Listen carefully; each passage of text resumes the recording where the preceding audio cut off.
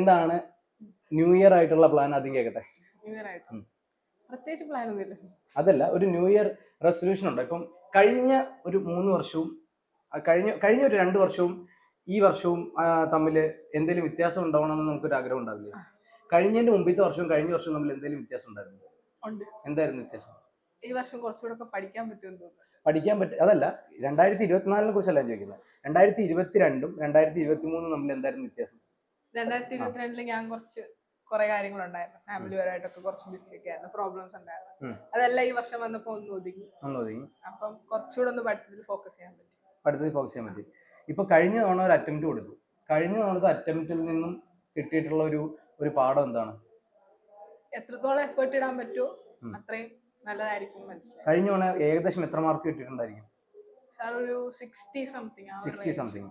അതായത് കഴിഞ്ഞ തവണത്തെ എന്താണ് മാർക്ക് എന്ന് പറയുന്ന ഒരു ഏകദേശം നമുക്ക് പറയുകയാണെങ്കിൽ ഒരു 90-നും 100-നും ഇടയ്ക്കാണ് മാർക്ക് എന്നുണ്ടെങ്കിൽ തനിക്കൊരു 66 മാർക്ക് കിട്ടിയെങ്കിൽ എന്ന് പറഞ്ഞാൽ ഒരു 23 മാർക്കൊക്കെ കൂടുതൽ കിട്ടിക്കഴിഞ്ഞാൽ പാസ്സാവും. മനസ്സിലായില്ലേ? ആ ഒരു അത്രയും മാർക്കും കൂടെ മതി എന്ന് പറഞ്ഞാൽ ഒരു 10 ക്വസ്റ്റ്യനും കൂടെ കൂടുതൽ ശരിയായ തീരാവുന്ന പ്രശ്നമേ ഉള്ളൂ, അല്ലേ? ഈ ഞാൻ ചോദിക്കുന്നത് എന്താണ്, കഴിഞ്ഞ വർഷം നടത്തിയിട്ടുള്ള എഫേർട്സിൽ നിന്നും ഈ വർഷത്തെ ഇതിലേക്ക് വരുമ്പോൾ തനിക്ക് സ്വന്തമായിട്ടൊരു പ്ലാൻ ഉണ്ടോ? ഐ മീൻ, എന്ത് ചെയ്യണം, ഓരോ സബ്ജക്റ്റിനും എങ്ങനെ പഠിക്കണം എന്നുള്ളതിനെ കുറിച്ച് തന്റെ ഒരു പ്ലാൻ എന്താ? ഏകദേശം ഇപ്പം എനിക്ക് പ്രശ്നമുള്ളത് ജോഗ്രഫി ഉണ്ട്, ഹിസ്റ്ററി ഉണ്ട്. അപ്പൊ ആ സബ്ജക്റ്റിന് കൂടുതലും ഫോക്കസ് ചെയ്യണമെന്ന് തോന്നി. സിസാറ്റിന് ടൈം കൊടുക്കണം അങ്ങനെ. അതായത് നമ്മൾ ഈ പഠിക്കുന്ന കാലഘട്ടത്തിൽ നമ്മൾ വിദ്യാർത്ഥികളെ കുറിച്ച് പറയുന്ന ഒരു പ്രധാനപ്പെട്ട കാര്യമുണ്ട്. അല്പാഹാരം, ജീർണവസ്ത്രം, കാകദൃഷ്ടി, ശ്വാനനിദ്ര എന്ന് പറയും. അല്പാഹാരം, നമ്മൾ വേറെ ഭക്ഷണം കഴിക്കാൻ പാടുള്ളൂ, അല്ലെങ്കിൽ നമുക്ക് ഉറക്കം വരും, അങ്ങനത്തെ പ്രശ്നങ്ങൾ. ജീർണവസ്ത്രം എന്ന് പറയുന്നത് നമ്മൾ മോശപ്പെട്ട വസ്ത്രം ധരിച്ചുകൊണ്ട് നടക്കണമെന്നല്ല, നമ്മൾ അതിലൊന്നും കൂടുതൽ ഫോക്കസ് ചെയ്യാതെ നമ്മളുടെ ബാക്കി ഇതിലായിരിക്കും നമ്മുടെ ഫോക്കസ്. ഇപ്പോൾ പണ്ടത്തെ ചിന്തകന്മാരൊക്കെ നടക്കുന്നുണ്ടല്ലേ, മുഷിഞ്ഞ് നാറിയ ഇതൊക്കെ ഉണ്ട്, അവർക്ക് അതിലൊന്നും അല്ല ഫോക്കസ്. കാകദൃഷ്ടി, അത്രയും നല്ല കോൺസെൻട്രേഷനും എപ്പോഴും ഭയങ്കര അറ്റൻറ്റീവ് ആയിരിക്കണം. ശ്വാനനിദ്ര എന്ന് പറഞ്ഞാൽ പട്ടികൾ ഉറങ്ങുന്നുണ്ടല്ലോ, പെട്ടെന്ന് ചാടി ചെറിയൊരു ശബ്ദം കേട്ടാൽ പോലും അത്രയും അറ്റൻറ്റീവ് ഇതുമായിരിക്കും അവർക്ക്. ഇപ്പം നമുക്ക് കിടന്നാൽ പോലും, ഇപ്പം അബ്ദുൽ കലാം പറഞ്ഞതുപോലെ നമുക്ക് സ്വപ്നങ്ങൾ എന്ന് പറയുന്നത് ഉറങ്ങുമ്പോൾ കാണുന്നതല്ല, ഉറങ്ങാതിരിക്കാൻ വേണ്ടിയിട്ട് നമ്മൾ ഉറങ്ങാൻ സമ്മതിക്കാത്തതാണ് സ്വപ്നങ്ങൾ. നമുക്ക് ഉറക്കത്തിൽ പോലും നമുക്ക് ആ ഒരു ലൈക്ക് ഇത് തന്നെയായിരിക്കും നമ്മുടെ മനസ്സിൽ. അപ്പോൾ ഇങ്ങനെയുള്ള ഇതാണ് നമ്മളൊരു വിദ്യാർത്ഥി എന്നുള്ളതിനെ കുറിച്ച് നമ്മൾ എപ്പോഴും പറയുന്നൊരു കാര്യം. ഈ 2024 വരുമ്പോൾ ഒരൊറ്റ കാര്യം മനസ്സിലുണ്ടായാൽ മതി. നമ്മൾ 2 രീതിയിൽ നമുക്ക് എക്സാമിന് പ്രിപ്പയർ ചെയ്യാം. ഒന്നിലേക്ക് ജയിക്കാൻ വേണ്ടി പ്രിപ്പയർ ചെയ്യാം, 2 തോക്കാതിരിക്കാൻ വേണ്ടിയിട്ട് പ്രിപ്പയർ ചെയ്യാം. മനസ്സിലായി? ഈ സിംഹത്തിനെ കുറിച്ച് പറയുന്ന ഒരു കാര്യം എന്ന് വെച്ചിട്ടുണ്ടെങ്കിൽ, നമ്മൾ ഈ കാട്ടിലെ സംഭവം എന്ന് വെച്ചാൽ, കാട്ടിലെ സിംഹം രാജാവാകുന്നതും സിംഹത്തിനെ ആളുകൾ പേടിക്കുന്നതും എന്താണെന്ന് വെച്ചിട്ടുണ്ടെങ്കിൽ, സിംഹം ഒരു കാര്യം നേടിയെടുക്കുമല്ലോ, ആരെങ്കിലും കൊടുക്കുന്ന ഭക്ഷിക്കുന്നതല്ല, സിംഹം വേട്ടയാടി പിടിക്കും. ഈ കാട്ടിൽ ഏറ്റവും ഡേഞ്ചറസ് ആയിട്ടുള്ള ഒരു അവസ്ഥ പറയുന്നത് എന്താണെന്ന് വെച്ചിട്ടുണ്ടെങ്കിൽ, സിംഹത്തിന് വിശക്കുമ്പോഴാണ്. സിംഹത്തിന് വിശന്നിരിക്കുന്നതാണെങ്കിൽ, സിംഹത്തിന്റെ 2 ദിവസമായിട്ട് സിംഹം പട്ടിണിയിലാണെങ്കിൽ കാട്ടില് ഒരു മൃഗങ്ങൾക്ക് സമാധാനം ഉണ്ടാവില്ല. കാരണം അതൊരു ഡേഞ്ചറസ് അവസ്ഥയാണ്, സിംഹം വേട്ടയാടി പിടിക്കും. അപ്പോൾ എന്ന് പറഞ്ഞതുപോലെ നമ്മൾ തോക്കാതിരിക്കാൻ വേണ്ടി പാസീവായിട്ട് പ്രിപ്പയർ ചെയ്തിട്ട് കാര്യമില്ല. നമ്മൾ പ്രിപ്പയർ ചെയ്യുമ്പോൾ ഫസ്റ്റ് റാങ്കിന് വേണ്ടിയിട്ട് പ്രിപ്പയർ ചെയ്യണം. അടിച്ച ബമ്പർ അടിക്കണം എന്ന് പറയുന്ന ആ സാധനമാണ്. ഇത് ഒരു ബുദ്ധിമുട്ടുള്ള ഒരു സാധനമൊന്നുമല്ല. നമ്മൾ ഇപ്പൊ പ്രിലിംസ്, മെയിൻസ്, ഇന്റർവ്യൂ എന്നൊക്കെ പറഞ്ഞിട്ട് നമ്മൾ UPSC എന്ന് പറഞ്ഞിട്ട് അങ്ങനെ ലൈക്ക് കുറച്ച് പേർക്ക് മാത്രം കിട്ടുന്നത് കാണുന്നു. ഇതൊക്കെ അങ്ങനെ ഇതിനൊരു സൈക്കോളജിക്കൽ പ്രശ്നമുണ്ട്. ഇത് പഠിച്ചാൽ തീരില്ല, അങ്ങനത്തെ ഒരു സാധനമുണ്ട്.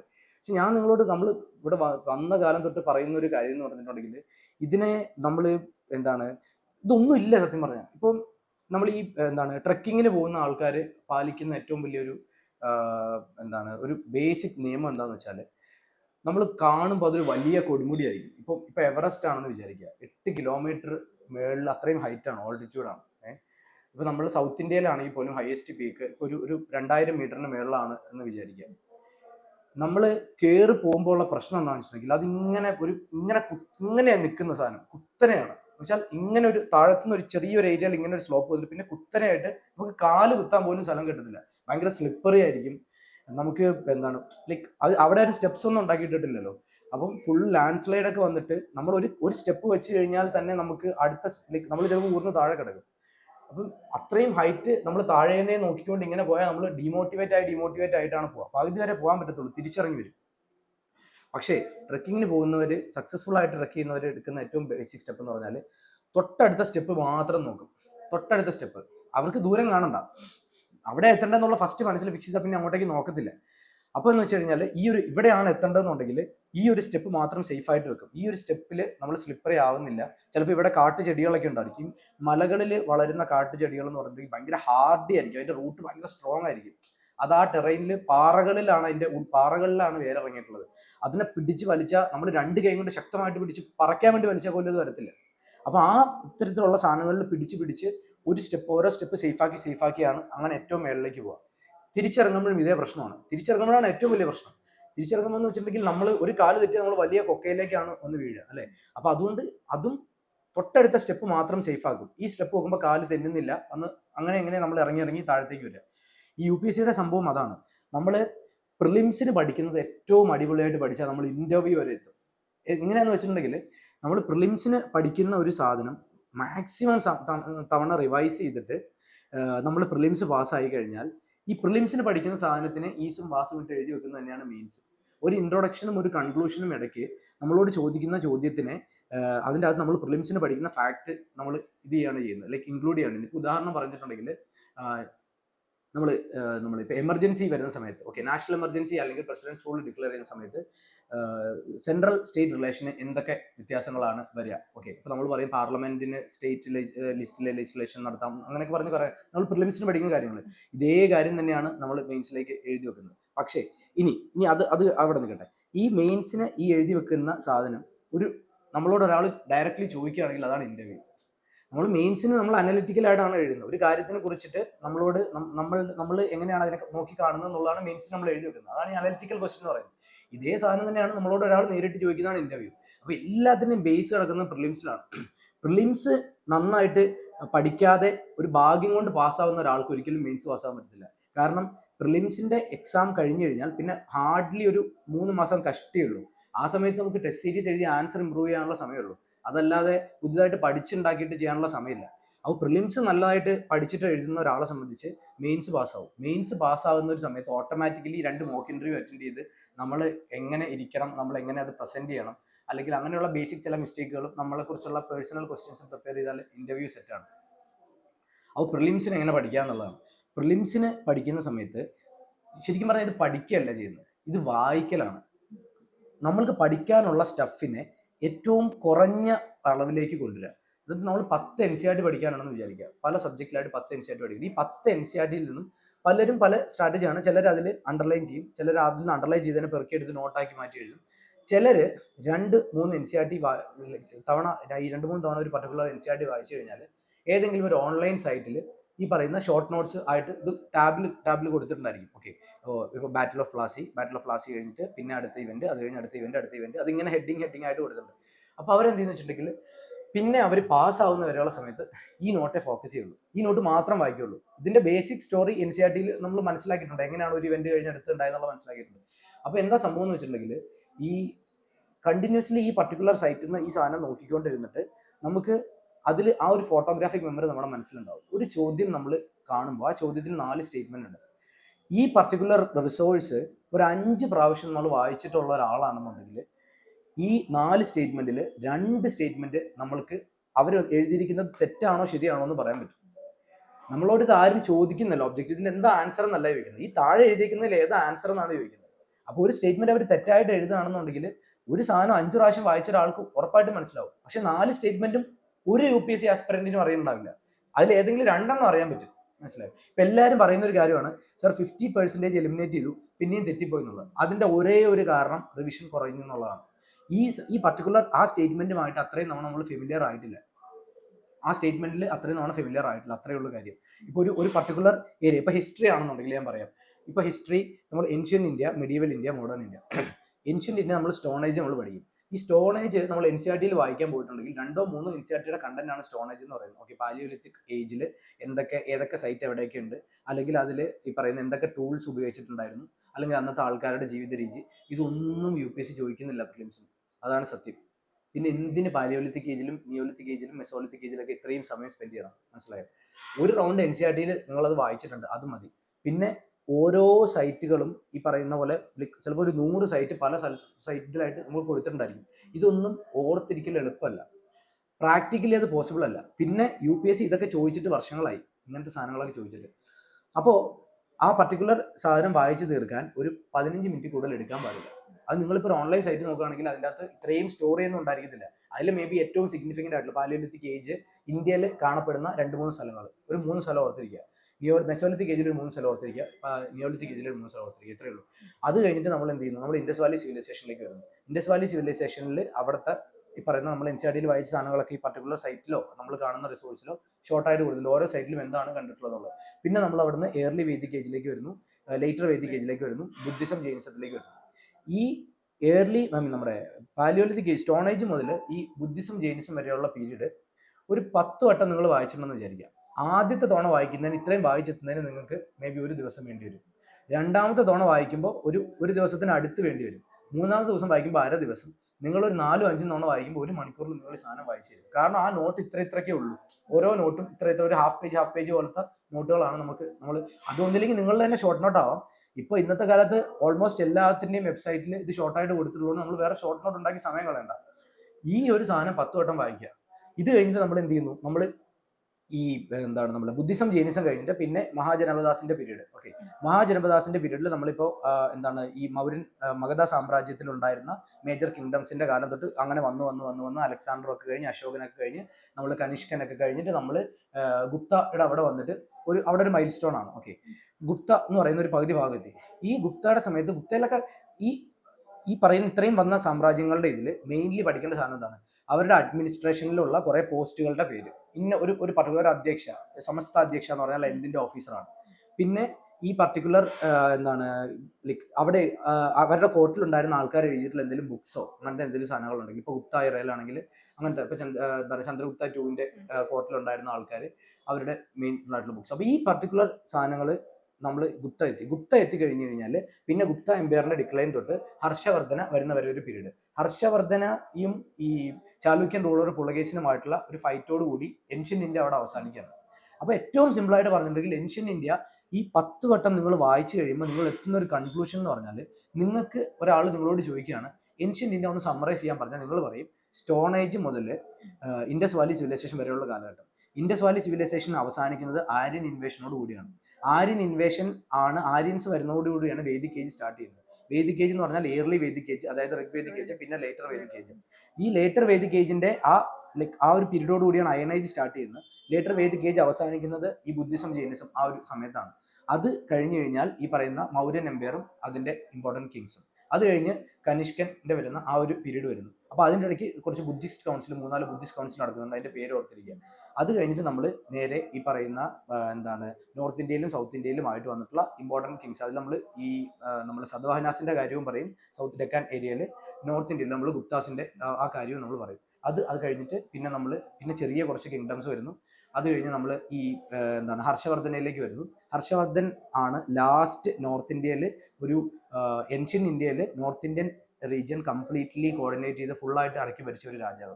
അദ്ദേഹത്തിന്റെ മരണത്തോടുകൂടി ഏൻഷ്യൻ ഇന്ത്യ അവസാനിക്കുകയാണ്. എന്ന് പറഞ്ഞാൽ ഒരു 4-5 ഹെഡിങ്ങിൽ, ഓക്കെ, നമ്മൾ നേരത്തെ പറഞ്ഞ stone age, Vedic age, Jainism, Buddhism, Mauryan kingdom, Gupta, Harshavardhana, 6 പോയിന്റിൽ ഏൻഷ്യന്റ് ഇന്ത്യ, ഇത്രയുള്ള ഏൻഷ്യന്റ് ഇന്ത്യ എന്ന് പറയാൻ പറ്റും. ഇതിന്റെ ഇടയ്ക്ക് വന്നിട്ടുള്ള കുറച്ച് പോയിന്റ്സ് ഉണ്ട്. ആ പോയിന്റ്സ് ആണ് 10 വട്ടം നിങ്ങൾ വായിച്ചത്. അപ്പം ഈ 10 വട്ടം വായിച്ച് നിങ്ങൾ കഴിയുമ്പോഴേ നിങ്ങൾക്ക് മനസ്സിലാവുള്ളൂ, ഓക്കെ, ഇതിനെ ഇങ്ങനെ ഒന്ന് സമ്മറൈസ് ചെയ്യാന്നുള്ളത്. അപ്പം നിങ്ങൾ എന്ത് ചെയ്യുന്നു വെച്ചിട്ടുണ്ടെങ്കിൽ ഒരു പേപ്പർ എടുത്തിട്ട് ഏൻഷ്യന്റ് ഇന്ത്യ എന്ന് പറഞ്ഞിട്ട് ഈ ഇമ്പോർട്ടൻറ്റ് മൈൽ സ്റ്റോൺസ് നമ്മൾ എഴുതി വെക്കും. ഇതിന്റെ ഇടയ്ക്കുള്ള കുറച്ച് കാര്യങ്ങളാണ് നമുക്ക് ഏൻഷ്യന്റ് ഇന്ത്യയിൽ പഠിക്കാനുള്ളത്. ഓക്കെ, ഇതേപോലെ മിഡീവൽ ഇന്ത്യ, മുസ്ലിം ഇൻവേഷൻ തൊട്ട് പിന്നെ മുസ്ലിം ഇൻവേഷൻ കഴിഞ്ഞ് ഡൽഹി സുൽത്താനായിട്ട് വരുന്നു. അത് കഴിഞ്ഞിട്ട് അതിൻ്റെ ഇടയ്ക്ക് ഈ നമ്മളുടെ ലോക്കൽ കിങ്ഡംസ് കുറച്ച് അവിടെ വരുന്നു. അത് കഴിഞ്ഞിട്ട് നമ്മൾ അവരുടെ എൻഡോട് കൂടി മുഗൾസ് വരുന്നു, ബാബർ വരുന്നു, പിന്നെ ഡിക്ലൈൻ ഓഫ് മുഗൾസും, പിന്നെ മോഡേൺ ഇന്ത്യ സ്റ്റാർട്ട് ചെയ്യാണ്. ഇതും ഇതേപോലെ സിഗ്നിഫിക്കൻ്റ് ആയിട്ടൊരു 4 മൈൽ സ്റ്റോൺ നമുക്ക് പറയാൻ പറ്റും. മോഡേൺ ഇന്ത്യ വന്നിട്ടുണ്ടെങ്കിലും ഇതേപോലെ തന്നെ നമ്മൾ 1857 ഫസ്റ്റ് വാർ ഓഫ് ഇൻഡിപെൻഡൻസ് കഴിഞ്ഞിട്ട് പിന്നെ നമ്മൾ ഈ 1900 തൊട്ട് മുമ്പ് 1885 കോൺഗ്രസ് വരുന്നു. കോൺഗ്രസ് വന്ന ശേഷം അപ്പോൾ ഈ 1857 1885 ഇടയ്ക്ക് നമുക്ക് ആകെ പഠിക്കാനുള്ളത് കുറച്ച് ചാർട്ടർ ആക്ട് പോലത്തെ ആക്ട് ആണ്. ഇനി ഇങ്ങനത്തെ ചാർട്ടർ ആക്ട്, അതുപോലെ government of India act, councils act, ഇതിലൊക്കെ നമ്മൾ കുറേ സമയം പോകും. നമ്മൾ ഈ സാധനം ഇപ്പോൾ നമ്മൾ ഹിസ്റ്ററി എടുത്തു വെക്കാനുണ്ടെങ്കിൽ ഈ പേജിൽ ഈ ഭാഗത്ത് ലോക്ക്ഡായിട്ട് കുറേ സമയം നിൽക്കും. ഇതേ സാധനം നമ്മൾ പൊളിറ്റി പഠിക്കുമ്പോഴും ഇതേ പ്രശ്നം വരും. ഹിസ്റ്റോറിക്കൽ ബാക്ക്ഗ്രൗണ്ട് എന്ന് പറയുന്ന സ്ഥലത്ത് ഈ ആക്ടുകളാണ് കൊടുത്തിട്ടുള്ളത്, അതിന്റെ ക്ലോസസ് എല്ലാം അങ്ങോട്ടും ഇങ്ങോട്ടും മാറിപ്പോകും. ഞാൻ പറയുകയാണെങ്കിൽ ഫസ്റ്റ് തവണ നമ്മൾ പഠിക്കുമ്പോൾ ഈ ഏരിയ അങ്ങ് വിടുക. ചോദിച്ചാൽ ഒരു ക്വസ്റ്റ്യൻ ചോദിക്കും. ഈ ഒരു ക്വസ്റ്റ്യൻ ചോദിക്കുന്നതിന് വേണ്ടിയിട്ട് നിങ്ങൾ മോക്ക് ടെസ്റ്റിലാണെങ്കിലും ഈ ആക്ടുകളിൽ നിന്ന് മേ ബി ഒരു ക്വസ്റ്റ്യനും അല്ലെ 2 ക്വസ്റ്റ്യനും ആയിരിക്കും വരുന്നത്. പക്ഷേ ഈ ഏരിയ പഠിക്കാൻ വേണ്ടിയിട്ട് നിങ്ങൾ ശ്രമിച്ചിട്ട് നിങ്ങൾക്ക് ഒരു ദിവസം ആ ഏരിയയിൽ മാത്രം ഇരുന്നിട്ട് നിങ്ങൾക്ക് മൈൻഡ് ഔട്ട് ആയി പോകും. ഈ ഒരു ദിവസം കൊണ്ട് ഒന്നും നടന്നില്ല. ഈ ഒരു ദിവസത്തിന്റെ അവസാനം നിങ്ങൾ വായിക്കുമ്പോഴും ഓർക്കാൻ ശ്രമിക്കുമ്പോഴും പിന്നെയും ഈ ആക്ടുകൾ മാറിപ്പോയിട്ടുണ്ടാവും. ഒരു ദിവസം ഫുള്ള് സ്പെൻഡ് ചെയ്തിട്ട് നിങ്ങൾക്ക് റിസൾട്ട് കിട്ടുന്ന 0 ആണ്. എന്ന് വെച്ചാൽ കൺഫ്യൂഷനാണ്, പിന്നെയും കൺഫ്യൂഷനാണ്. എന്തോ കുറെ വായിച്ചെന്ന് പറയുന്നത് അറിയില്ല, ഔട്ട്പുട്ടിൽ ഫൈനലി ഒരു ക്വസ്റ്റ്യൻ കിട്ടുമ്പോൾ ഇപ്പോഴും കൺഫ്യൂഷൻ ആണെങ്കിൽ അതിന്റെ ഔട്ട്പുട്ട് 0. അപ്പോൾ എന്ത് ചെയ്യുന്നത് വെച്ചാൽ ഇതേപോലുള്ള ആക്ടുകൾ തൽക്കാലത്തേക്ക് സ്കിപ്പ് ചെയ്യാം. നമുക്ക് നമ്മളുടെ ആവശ്യം, നമ്മളൊരു സബ്ജക്റ്റ് പഠിക്കാനിരിക്കുമ്പോൾ നമ്മുടെ ആവശ്യം എത്രയും പെട്ടെന്ന് തുടക്കത്തിൽ നിന്ന് എൻഡിലേക്ക് എത്രയും പെട്ടെന്ന് എങ്ങനെ എത്താം എന്നുള്ളതാണ് നമ്മുടെ ആവശ്യം. മനസ്സിലായത്? അതിൻ്റെ ഇടയ്ക്ക് വരുന്ന ഈ കീറാമുട്ടി ആയിട്ടുള്ള സാധനങ്ങൾ നമ്മൾ എന്ത് ചെയ്യുക, അപ്പം തന്നെ ഒന്നില്ലെങ്കിൽ ഇതിനെ ഇപ്പം നിങ്ങളൊരു സൈറ്റിൽ നിന്നാണ് നോക്കുന്നതെങ്കിൽ അതിൻ്റെ പ്രിൻ്റ് ഔട്ട് എടുത്ത് നിങ്ങൾ വാൾനോട്ട് ആക്കുക. അല്ലെങ്കിൽ പിന്നെ വേറൊരു കാര്യം, ഈ ഇങ്ങനത്തെ ആക്ടുകൾ പഠിക്കുമ്പോൾ അതിലെല്ലാ ക്ലോസസും പഠിക്കാൻ ശ്രമിക്കരുത്. ഏറ്റവും മെയിൻ ആയിട്ടുള്ള 3 സംഭവം, ഈ ഇന്റലിജന്റ് റിസ്ക് എന്ന് പറയുന്ന ഒരു സാധനമുണ്ട്. നമ്മൾ തീരുമാനിക്കുകയാണ് ഈ പർട്ടിക്കുലർ ആക്ടിൽ നിന്ന് ചോദ്യം വന്നു കഴിഞ്ഞാൽ ഒരു ചോദ്യം വരുള്ളൂ. UPSCക്ക് പ്രത്യേകിച്ചും ഇങ്ങനത്തെ ആക്ടിൽ ഒരേ ആക്ടിൽ നിന്ന് അല്ലെങ്കിൽ ഈ കൗൺസിൽസ് ആക്ടിൽ നിന്ന് ഒരു ചോദ്യം, ഗവൺമെന്റ് ഓഫ് ഇന്ത്യ ആക്ടിൽ നിന്ന് ഒരു ചോദ്യം അങ്ങനെയൊന്നും വരത്തില്ല. ഈ ആക്ടുകളിൽ നിന്ന് മൊത്തം ചേർത്തൊരു ചോദ്യം വന്നാലും വരുള്ളൂ. അങ്ങനെ വന്നു കഴിഞ്ഞാൽ അവർ ചോദിക്കുന്നത് ആ ആക്ടിൽ ഏറ്റവും സിഗ്നിഫിക്കൻ്റ് ആയിട്ടുള്ള 3 പോയിന്റിൽ ഒരു പോയിന്റ് ആയിരിക്കും ചോദിക്കുക. നമുക്ക് ടെക്സ്റ്റിൽ പഠിക്കുമ്പോൾ 5ഉം 8ഉം പോയിന്റ് അതിൽ കാണാം. ഇത് നമ്മൾ പഠിക്കുന്നില്ല. ഒരു 3 പോയിന്റ് ഇതിൽ നിന്ന് വന്നാൽ എനിക്ക് കിട്ടിയാൽ മതി, അങ്ങനെ നമ്മൾ തീരുമാനിക്കുകയാണ്. അതിന് വരും, നിങ്ങൾക്ക് കിട്ടും. ക്വസ്റ്റ്യൻ വന്നാൽ ആ പോയിന്റിൽ നിന്ന് ഒരു പോയിന്റ് ആയിരിക്കും വരുന്നത്. അപ്പോൾ നിങ്ങൾ പകർത്തി എഴുതുന്നത് അല്ലെങ്കിൽ നിങ്ങളൊരു സൈറ്റിൽ നിന്ന് കോപ്പി പേസ്റ്റ് ചെയ്തൊരു വേർഡ് ഫയൽ ഉണ്ടാക്കുമ്പോൾ ആ പർട്ടിക്കുലർ ആക്ടിൽ ഏറ്റവും 3 പോയിന്റ് മാത്രമേ ഉണ്ടാവാൻ പാടുള്ളൂ. അതിപ്പോൾ പഠിക്കുകയും വേണം. നമ്മൾ ഫസ്റ്റ് റിവിഷൻ ചെയ്യുമ്പോൾ ഇത് പഠിക്കരുത്. ഇത് പഠിക്കാൻ നിന്നാൽ ആ പേജുകളിൽ കുറേ സമയം പോകും. നമ്മൾ ലാസ്റ്റത്തേക്ക് ഉടനെ ഒന്നും എത്തത്തില്ല. ഇപ്പം ഞാൻ സിമ്പിളായിട്ട് പറയുകയാണെന്നുണ്ടെങ്കിൽ ഇപ്പോൾ പറയുകയാണെന്നുണ്ടെങ്കിൽ ഇപ്പോൾ ഞാനിപ്പോൾ ഒരു സൈറ്റിൽ കയറി, അപ്പോൾ അതിൽ കൊടുത്തിരിക്കുകയാണ് ഓക്കെ ബാറ്റിൽ ഓഫ് പ്ലാസി ഒരു ഇവന്റ്. ഈ ബാറ്റിൽ ഓഫ് പ്ലാസിയുടെ ഇതിൻ്റെ അകത്ത് ബാറ്റിൽ ഓഫ് പ്ലാസി വരാനുണ്ടായ സാഹചര്യം, അന്ന് നടന്ന സംഭവങ്ങളൊക്കെ പറയുന്നുണ്ട്. പിന്നെ കുറച്ച് മറാത്ത വാഴ്സിനെ കുറിച്ചാണ് പറയുന്നത്. ഈ മറാത്ത വാറിനെ കുറിച്ച് UPSC ഇന്ന് വരെ ക്വസ്റ്റ്യൻ ചോദിച്ചിട്ടില്ല പ്രിലിംസിൽ. പിന്നെ അതെന്തിനു പഠിച്ചുകൊണ്ടിരിക്കണം? ആ ഏരിയ വിട്ടു. അപ്പോൾ NCERTയിലെ ഒരു പകുതിയോളം NCERT ആണ് നിങ്ങൾക്ക് വായിക്കേണ്ടതാവുന്നത്. നിങ്ങൾ ഫസ്റ്റ് റൗണ്ട് ഒരിക്കൽ NCERT വായിച്ചിട്ടുണ്ട്, അപ്പോൾ മറന്നൊക്കെ പോയിട്ടുണ്ടാവും. പക്ഷെ കുഴപ്പമില്ല, അത് മതി. ഒരു ബേസിക് സാധനം ഉണ്ട് അവിടെ, വിട്ടു. പിന്നെ അത് കഴിഞ്ഞിട്ട് ഇത് പെർമനന്റ്ലി വിടാനല്ല ഞാൻ പറയുന്നത്. നമ്മൾ ഫസ്റ്റ് 2-3 ടൈംസ് റീഡ് ചെയ്തിട്ട് ഈ ടോപ്പ് ടു ബോട്ടം ഒരു പല പ്രാവശ്യം നമ്മളൊരു 4-5 വട്ടം കണ്ടു കഴിഞ്ഞ് പിന്നെ നമുക്ക് ഇഷ്ടം പോലെ സമയം കിട്ടും. അപ്പോൾ ഇതിലേക്കൊക്കെ തിരിച്ചു വരാം. നമുക്ക് ആദ്യം വേണ്ടത് ഒരു കോൺഫിഡൻസ് ആണ്. ഈ സബ്ജക്റ്റ് ഞാൻ പഠിച്ചു കഴിഞ്ഞു എന്നുള്ളൊരു കോൺഫിഡൻസ് ആണ് വേണ്ടത്. പിന്നെ നമ്മൾ എന്ത് ചെയ്യുന്നു, പിന്നെ അത് കഴിഞ്ഞിട്ട് നമ്മൾ ഈ കുറേ ആക്ടുകളാണ് അതിൻ്റെ അത് വരുന്നത്. ഇപ്പോൾ റെഗുലേറ്റിംഗ് ആക്ട് ഓഫ് 1773 തൊട്ട് തുടങ്ങുന്ന കുറേ ആക്ടുകൾ. ആ ആക്ടുകൾ ഞാൻ പറഞ്ഞു, ആ ആക്ടുകൾ ഈ പഠിച്ചു പോകുന്ന സമയത്ത് അതിലെ 3 പോയിന്റ് മാത്രം എടുത്തിട്ട് നോട്ടാക്കി മാറ്റി വെക്കുക. അതിപ്പോൾ പഠിക്കണ്ട, വായിക്കണ്ട, ജസ്റ്റ് നോട്ടാക്കി മാറ്റി വെച്ചു. പിന്നെ നമ്മൾ വരുന്നത് ഈ രാജാറാം മോഹൻ റോയ് പോലുള്ള ആൾക്കാർ, അതൊക്കെ ചുമ്മാ വായിച്ചു പോകാനുള്ള സംഭവമുള്ളൂ, ജസ്റ്റ് വായിച്ചു പോകാം. പിന്നെ നമ്മൾ ഈ ചാർട്ടർ ആക്ടിന്റെ കാര്യം പറഞ്ഞു. ചാർട്ടർ ആക്ട് ഒന്നും ഇപ്പോൾ പഠിക്കുന്നില്ല, 3 പോയിന്റ് വീതം എടുത്തിട്ട് മാറ്റി വെച്ചു. പിന്നെ നമ്മൾ ഈ ഇമ്പോർട്ടൻ്റ് ആയിട്ടുള്ള ഈ ഗവർണർ ജനറൽസിന്റെ പോയിന്റ്സ്, എല്ലാ ഗവർണർ ജനറൽസിന്റെയും പോയിന്റ്സിൽ 2 അല്ലെങ്കിൽ 3 പോയിന്റ്, അതിൽ കൂടുതൽ പോയിന്റ് ഉണ്ടാവുക നിങ്ങൾ പഠിക്കുന്നില്ല. അറ്റ്ലീസ്റ്റ് ഫസ്റ്റ് റൗണ്ടിൽ നമ്മൾ പഠിക്കുന്നില്ല, മാറ്റി വെച്ചു. പിന്നെ നമുക്ക് ഈ പറയുന്ന ഈ പാർട്ടീഷൻ ഓഫ് ബംഗാളിന് തൊട്ട് മുമ്പ് 1885 നമ്മൾ കോൺഗ്രസ് വന്നു. കോൺഗ്രസ് വന്നത് ഒരു mile stone. Partition of Bengal 1905 അടുത്ത മൈൽ സ്റ്റോൺ. പിന്നെ അത് കഴിഞ്ഞിട്ട് ഗാന്ധിജി വരുന്ന 1915. അപ്പോൾ 1915 ഗാന്ധിജി വന്ന സമയത്തുള്ള ഒരു മൈൽ സ്റ്റോൺ. അപ്പോൾ ഗാന്ധിജി വരുന്നതുമായിട്ട് ബന്ധപ്പെട്ടിട്ട് ഈ നമ്മുടെ ഹോം റൂൾ മൂവ്മെന്റും ഒക്കെ ആ സമയത്ത് നടന്നുകൊണ്ടിരിക്കുകയാണ്. അത് കഴിഞ്ഞ് non corporation movement, civil disobedience movement, quit India movement, Indian independence. മൊത്തം മോഡേൺ ഇന്ത്യയിൽ നമുക്ക് പറയണമെന്നുണ്ടെങ്കിൽ 1857, 1885 കോൺഗ്രസ്, 1905 പാർട്ടീഷൻ ഓഫ് ബംഗാൾ, 1915 ഗാന്ധിജി വരുന്നു. ആ സമയത്ത് 16-17 ഒക്കെ ആയിട്ട് ഹോം റൂൾ മൂവ്മെന്റ് നടക്കുന്നു. 1920 നോൺ കോർപ്പറേഷൻ, 1930 സിവിൽ ഡിസോബീഡിയൻസും ദണ്ഡി മാർച്ചും ഒക്കെ, 1942 ക്വിറ്റ് ഇന്ത്യ, 1947 ഇൻഡിപെൻഡൻസ്. ഈ 8 പോയിന്റ് ഇങ്ങനെ പറയാൻ പറ്റും. ഈ 8 പോയിന്റിന്റെ ഇടയ്ക്ക് നടക്കുന്ന കുറച്ച് ഇവന്റ്സ് ആണ് മോഡേൺ ഇന്ത്യ. വായിച്ചു പോകുമ്പോൾ ഈ ഒഴുക്കിന് തടസ്സം വരുന്ന എല്ലാ സാധനങ്ങളും കിട്ടും. അതായത് ഇപ്പൊ നമ്മൾക്ക് പഠിക്കുന്നത് 1857 ഫസ്റ്റ് ബാറ്റിൽ ഓഫ് ഇൻഡിപെൻഡൻസ് നടക്കാനുണ്ടായ സാഹചര്യങ്ങൾ. അത് നമ്മൾ എത്രയോ കേട്ട് പഠിക്കിയ സാധനങ്ങളാണ്. അത് പിന്നെയും അത് വായിക്കണമെന്നില്ല, നമുക്കറിയാം സാധനം എന്താ ചോദിച്ചിട്ടുള്ളത്, പറഞ്ഞിട്ടുള്ളത്. പിന്നെ 1885 കോൺഗ്രസ് വന്നപ്പോൾ ആ സമയത്ത് ഉണ്ടായിട്ടുള്ള, അതിന് മുമ്പ് കോൺഗ്രസിന് പ്രീ കോൺഗ്രസ് ഓർഗനൈസേഷൻസ് ആയിട്ട് 2-3 ഓർഗനൈസേഷൻസ്. അപ്പൊ അതിന്റെ ആൾക്കാർ ആരൊക്കെയാണ്, ഓക്കെ, ആ ഒരു സംഭവം നമ്മൾ വായിച്ച് നമ്മൾ നേരെ പാർട്ടീഷൻ ഓഫ് ബംഗാളിലേക്ക് വരും. പാർട്ടീഷൻ ഓഫ് ബംഗാളിൽ നിന്ന് പിന്നെ നമ്മൾ ഈ എന്താണ് റെവല്യൂഷണറി ആക്ടിവിറ്റീസ് നടന്ന കുറെ ഗാദർ പാർട്ടി അങ്ങനത്തെ കുറെ സാധനങ്ങൾ ഇത് പെട്ടെന്ന് ജസ്റ്റ് ഒന്ന് കണ്ടുപോകും. അത് കഴിഞ്ഞ് നമ്മൾ 1915 വന്നു. ഹോം റൂൾ മൂവ്മെന്റ് പഠിക്കുന്നു. ഹോം റൂൾ മൂവ്മെന്റിൽ നമ്മൾ ആനി ബസന്റിന്റെയും തെലുങ്കിന്റെയും കോൺട്രിബ്യൂഷൻസ് പഠിക്കുന്നു. 1920 നോൺ കോർപ്പറേഷൻ മൂവ്മെന്റ് എന്തുകൊണ്ട് വന്നു, എന്തുകൊണ്ട് അത് വിഡ്രോ ചെയ്തു, 1930 അത് എന്തുകൊണ്ട് വന്നു. ഇതിന്റെ ഇടയ്ക്ക് കുറച്ച് ഇതേപോലുള്ള ടോപ്പിക്സ് ഉണ്ട്. ഇപ്പൊ ഉദാഹരണം പറയുകയാണെന്നുണ്ടെങ്കിൽ നമ്മളുടെ എന്താണ് ഇപ്പൊ ക്രിപ്സ് മിഷൻ അല്ലെങ്കിൽ നെഹ്റു റിപ്പോർട്ട്, അല്ലെങ്കിൽ രാജാജി ഫോർമുല, ഓഗസ്റ്റ് ഓഫർ, ഇതിന്റെയൊക്കെ കുറച്ച് ക്ലോസസ് ഉണ്ട്. അതിലിപ്പോ ഓഗസ്റ്റ് ഓഫറിൽ അവർ എന്ത് ഓഫറാണ് ഈ ബ്രിട്ടീഷുകാര് കോൺഗ്രസിന് കൊടുത്തത്, അല്ലെങ്കിൽ ഈ എന്താണ് നെഹ്റു റിപ്പോർട്ടിൽ അവർ എന്തൊക്കെ കാര്യങ്ങളാണ് പറഞ്ഞിട്ടുണ്ടായിരുന്നത് ഈ പുതിയൊരു കോൺസ്റ്റിറ്റ്യൂഷൻ ഡെവലപ്പ് ചെയ്യുന്നതുമായിട്ട് ബന്ധപ്പെട്ട്, ഇതിലെയും എല്ലാം ഒരു നാല് പോയിന്റ് വീഴും. അതായത് ഈ നെഹ്റു റിപ്പോർട്ടിലെ ഒരു 4 പോയിന്റ്, അതുപോലെ തന്നെ ഈ ഓഗസ്റ്റ് ഓഫറിൽ ഒരു 3 പോയിന്റ്. അപ്പോൾ ഏറ്റവും സിഗ്നിഫിക്കന്റ് ആയിട്ടുള്ള ഒരു 3. അപ്പൊ ഇത് മെമ്മറി ഇന്റൻസീവ് ആയിട്ടുള്ള സാധനമാണ്. ഇത് ഓർത്തിരിക്കണം. ഇതിൽ എന്തൊക്കെ ക്ലോസ്. അപ്പൊ നമുക്ക് തരുന്ന 4 സ്റ്റേറ്റ്മെന്റ് ചിലപ്പോൾ consider the following statements about Nehru report.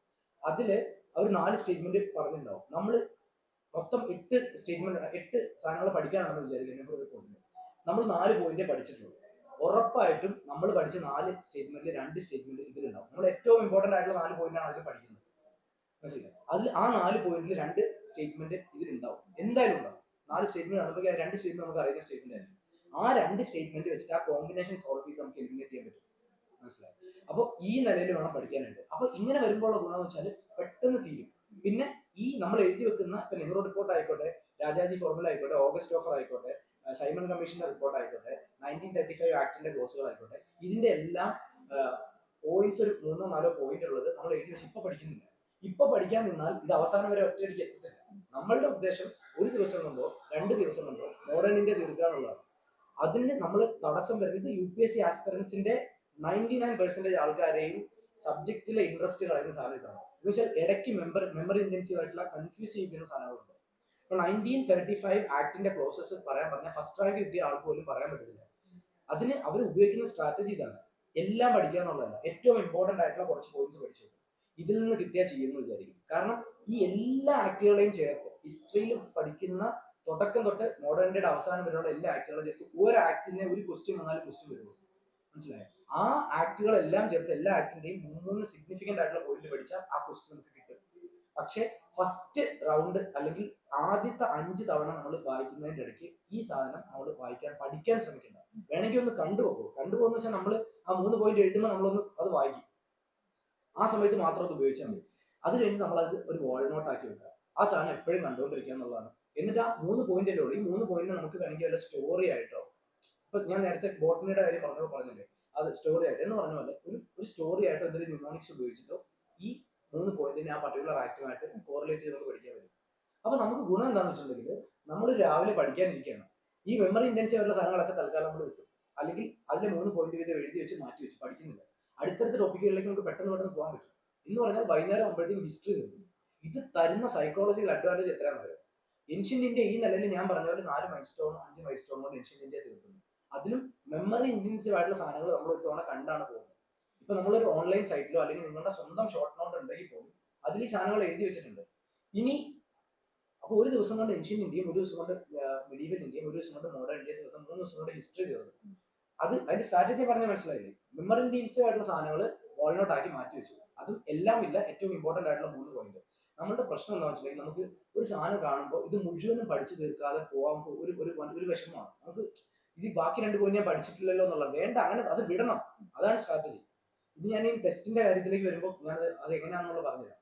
നമ്മളുടെ ഉദ്ദേശം നമ്മൾ ഈ സബ്ജക്ട് മുഴുവൻ തീർന്നു എന്ന് നമ്മളെ തന്നെ അപ്രീഷിയേറ്റ് ചെയ്യാൻ പറ്റുന്ന ഒരു പൊസിഷനിലേക്ക് വരിക എന്നുള്ളതാണ്. ഹിസ്റ്ററി തീർന്നു, എന്റെ ഹിസ്റ്ററി ഓക്കെയാണ്, ഇങ്ങനെ പറയാൻ പറ്റണം. എല്ലാ സബ്ജക്റ്റിനും ഇത് ആപ്ലിക്കബിൾ ആണ്. ഇപ്പൊ ഉദാഹരണം പറഞ്ഞിട്ടുണ്ടെങ്കിൽ ഇപ്പൊ ജോഗ്രഫി നേരത്തെ രമ്യ എന്താണ് പറഞ്ഞത്, ജോഗ്രഫിയുടെ കാര്യം, ജോഗ്രഫി എളുപ്പമെന്നാണോ എന്താ പറഞ്ഞാൽ മീനാണ് പാടാണ്. ജോഗ്രഫി പാടാവുന്ന എന്തെന്ന് അറിയോ? ജോഗ്രഫി ഒക്കെ നമ്മൾ പഠിക്കുന്നത് ഈ ബുക്ക് നോക്കി ഇങ്ങനെ വായിച്ച് ഇങ്ങനെ പോവാണ്. ഹിസ്റ്ററി ബുക്ക് ഈ നോട്ട് നോക്കി വായിച്ച് ഫെമിലിയർ ആവുന്ന സാധനമാണ്. ജോഗ്രഫി അല്ല. ജോഗ്രഫി നമ്മൾ വിഷ്വലൈസേഷനിലൂടെ പഠിക്കേണ്ട സാധനമാണ്. ഇപ്പൊ എൽ നിനോ എന്ന് പറയുന്ന ഒരു ഏരിയ, ഇപ്പൊ എൽ നിനോയെ കുറിച്ച് നമുക്ക് ഇപ്പൊ ഇങ്ങനെ പറയണം. അതായത് ഓസ്ട്രേലിയയും ഈ എന്താണ് സൗത്ത് അമേരിക്കയുടെ ഈ വെസ്റ്റേൺ പാർട്ടുമാണ് ആക്ച്വലി നമ്മൾ എൽ നിനോയിൽ പങ്കെടുക്കുന്നത്. അപ്പൊ അതിനുള്ള കാരണങ്ങൾ എന്തൊക്കെയാണെന്നുള്ളത് നമ്മൾ ഒരു ആനിമേഷൻ വഴി പഠിക്കുകയാണ്. എങ്ങനെയാണ് സൗത്ത് അമേരിക്കയിൽ ഈ പറയുന്ന പെറു കോസ്റ്റില് വാം വാട്ടർ അപ്വെല്ലിങ് നടക്കുന്നത്, അല്ലെങ്കിൽ ഇക്വിറ്റോർ ഇതാണ് രണ്ട് ഏരിയ ആണ്. പസഫിക് ഓഷ്യൻ ആണ്, പസഫിക് ഓഷ്യന്റെ ഇക്വിറ്റോറിയൽ റീജിയൻ ആണ്. ഈ അതിന്റെ വെസ്റ്റേൺ സൈഡിൽ ഓസ്ട്രേലിയ, ഈസ്റ്റേൺ സൈഡിൽ സൗത്ത് അമേരിക്ക. ഈ സൗത്ത് അമേരിക്കയുടെ കോസ്റ്റിൽ എന്ത് സംഭവിക്കുന്നു എല്ലിനോടെ സമയത്ത് നമ്മൾ ഒരു ആനിമേഷൻ വഴി നമ്മൾ പഠിക്കുകയാണ്. ഇത് സംഭവം ഒന്ന് നോക്ക്. അപ്പോൾ എങ്ങനെയാണ് ഇവിടുന്ന് വാം വാട്ടർ വരുന്നുണ്ടോ? വാം വാട്ടർ വന്ന് ഇവിടെ ലൈക്ക് അക്യുമുലേറ്റ് ചെയ്യുന്നതാണ്. ട്രേഡ് വിൻസിന്റെ അല്ലെങ്കിൽ ഇക്വിറ്റോറിയൽ കൗണ്ടർ കറന്റിലേക്ക് ഇൻഫ്ലുവൻസിൽ ഇവിടെ വാം വാട്ടർ വന്നിട്ട് ഇവിടെ അക്യുമുലേറ്റ് ചെയ്യുന്ന ഒരു സംഭവം നമ്മൾ പറയണം. അപ്പൊ ഇത് നമ്മളെ പിക്ടോറിയലിൽ നമ്മൾ കാണുകയാണ്. അപ്പൊ ഫിഷസിനെ ഇത് എങ്ങനെ ഇൻഫ്ലുവൻസ് ചെയ്യുന്നു?